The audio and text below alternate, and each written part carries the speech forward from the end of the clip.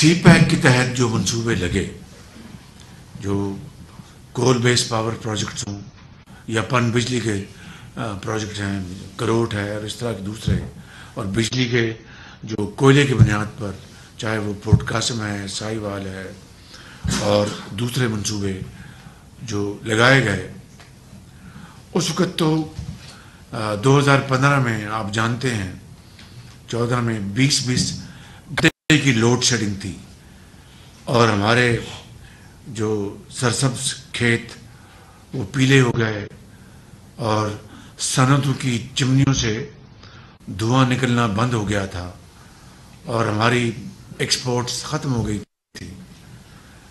لیکن قوم نے ہمت نہیں ہاری، اور میاں نوازشریف کی حکومت نے نہ صرف سی پیک کے تحت بلکہ خود پاکستان کے اپنے محدود وسائل کے ذریعے LNG پلانٹس لگا کر 20 گھنٹے کی لوڈنگ کو 2018 تک ختم کر دیا الیکشن سے پہلے.